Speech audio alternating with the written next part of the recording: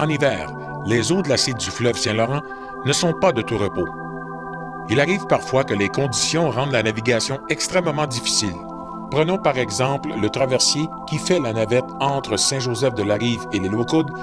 À voir cette image, on a l'impression que les glaces vont l'immobiliser.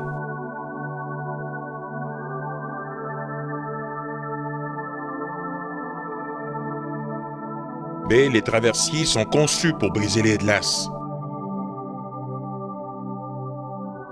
Depuis plusieurs semaines, les traversiers doivent composer avec l'abondance de glace qui les ralentissent, mais ce qui les retarde davantage, c'est quand arrive le moment d'amarrer, les glaces collent en raison de la marée basse et s'entassent presque les unes sur les autres, empêchant ainsi le traversier d'amarrer dans un temps normal.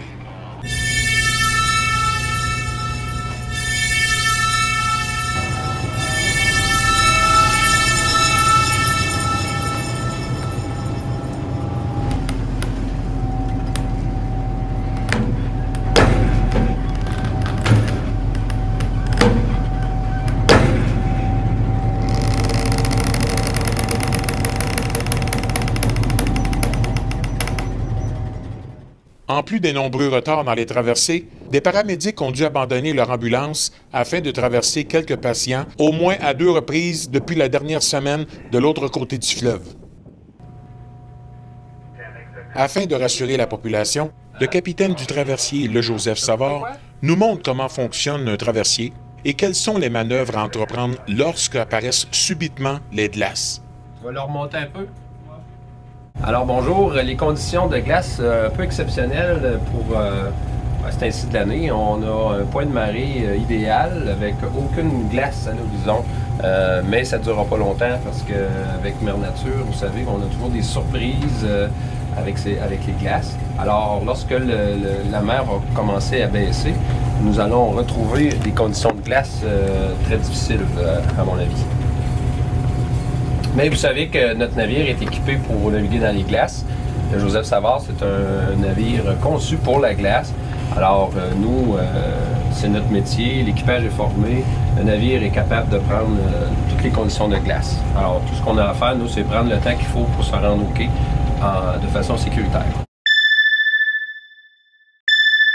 Le traversier doit obligatoirement amarrer correctement pour que les véhicules et les piétons puissent entrer et sortir sécuritairement quand arrive le moment d'embarquer ou de quitter le traversier.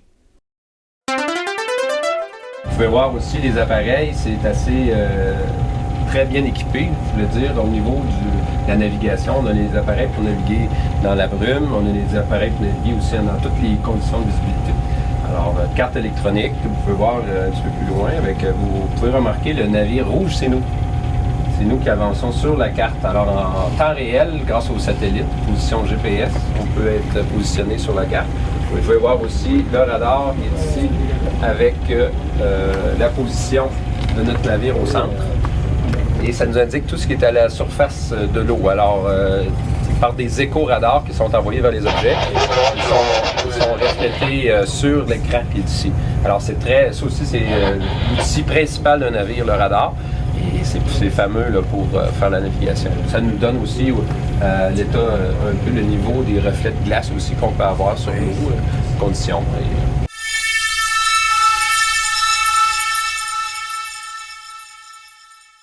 Alors on ralentit le navire à peu près à mi-puissance, la moitié de la puissance du navire.